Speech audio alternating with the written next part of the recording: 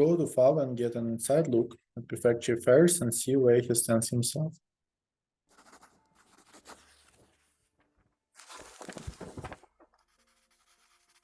For a while, you busy yourself with paperwork and upcoming cases.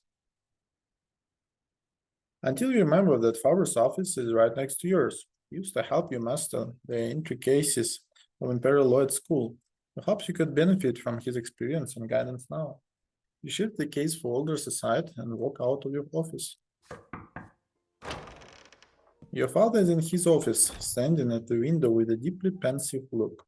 The subject of his thought is in his hand, a letter bearing the Archduke's seal. He turns around and pats you on the shoulder and asks you about your meeting with Cyril Borne. A few moments later, you ask him to give you some advice and fill you in on the situation at the prefecture. My son, you'd best be wary for now. Cyril Borne will be watching you closely, but this is certainly understandable. The prefect's views have made his position rather tenuous. Only a handful of judges at the prefecture have sided with him fully, and I am one of them.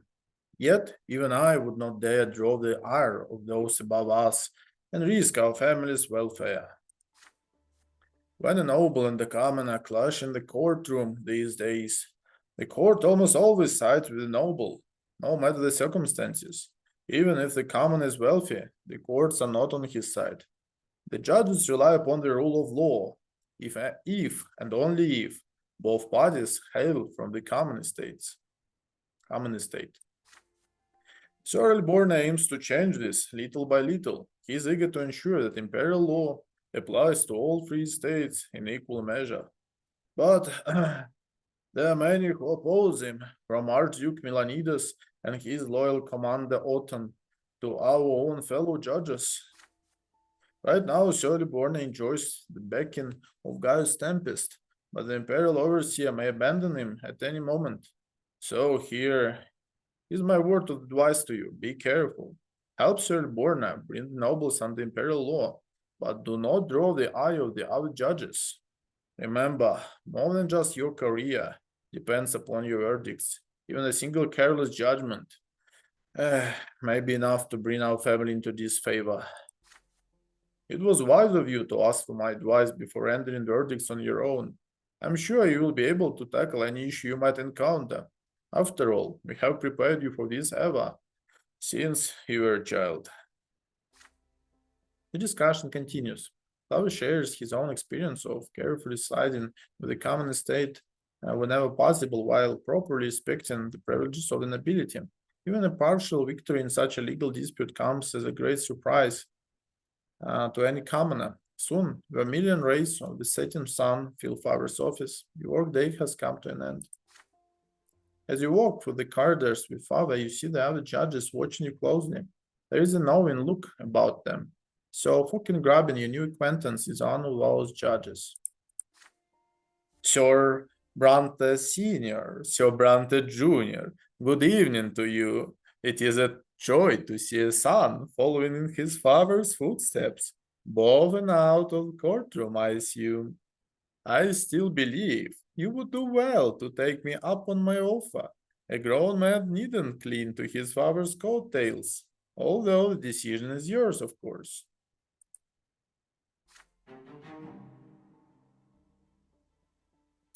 Fucking Graben follows this with a courteous farewell and a nod. Father nods to him reservedly, keeping his emotions perfectly in check. The first day of the prefecture has ended. A carriage is waiting outside to take you both back home.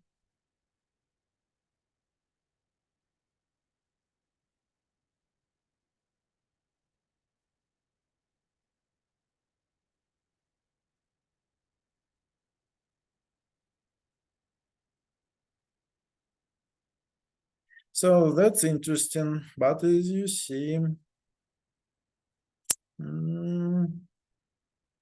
we have to choose between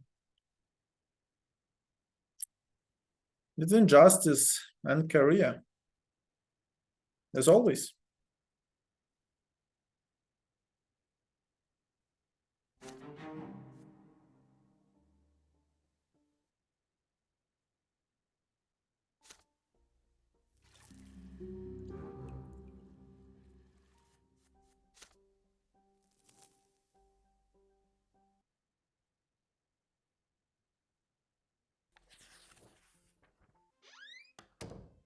Come back home after a short stroll through the city. As soon as you set foot in a house, you're greeted by Stefan, who invites you to have a talk in father's office. When you enter the room, father has a heap of letters in front of him and is signing them one after another. Son, Stefan and I must discuss an important matter with you. While you were in the capital, our family formally petitioned the overseer to grant us the nobility of the sword. We have 3 generations noble blood already. We have the right to make our nobility hereditary. Your grandfather took the first steps towards the nobility of the sword as soon as Stefan was born, and now we are on the brink of becoming the Brantes. If overseers Gaius Tempus and the nobles of the province deem us worthy, we will receive a hereditary title. All nobles of the Brante family will remain noble forever, as will their descendants. Father and I do our utmost to maintain the family's position, but our goal can be reached only if our reputation remains unblemished in the eyes of high society. The nobility is watching our every step. Pavel lays a hand on your shoulder. No, this is your cause too. The future of our family depends on it. We need an estimable reputation and wealth. Everyone bearing the name of Brante affects it. Remember that with every action you take, Michael, you will have to appear before Nizotti, high society. We are going to host a reception for the nobility at our home soon. You must uphold the honor of our family, brother. You'll relate the news from Eterna to our guests and present yourself in a favorable light. With Stefan at the helm, the entire family spends a full week preparing for the majestic reception. The house is flooded with decorations, new tableware. Delicacies are cooking in the kitchen round the clock, and the napkins now bear an embroidered oak branching chains, the Brante family crest. Gloria is the only one to neglect the common cause. Were it up to me, I wouldn't be seen at this hypocritical gathering, but I don't want to let Sir Robert down. He's the only reason I plan to stay for the event. The evening of the reception has come. Dignified conversation and the clinking of glasses fill the house. Among your guests are many high-born, powerful people. Your father and Stefan dance from guest to guest, making sure no one is overlooked. Young Michael, how splendid to see you. So, what was your time in the capital like?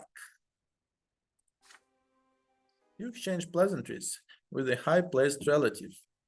Meanwhile, Gloria and Mother spent the evening on a settee by the wall without drawing any attention. Neither your father nor your elder brother introduced them to the noble guests. Still, one of the guests, a young nobleman of the sort named Jose El Pelletier, keeps staring at Gloria in fascination.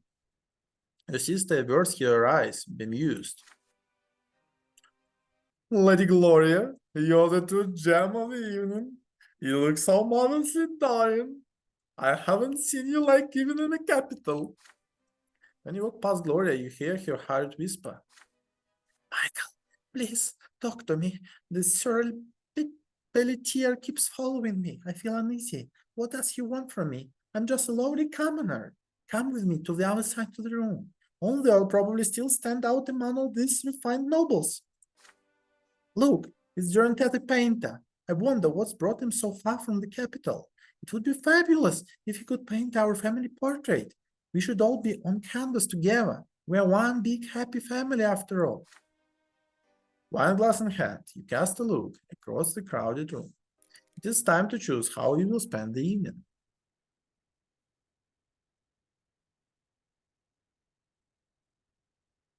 So we haven't achieved this. And we cannot do this as well.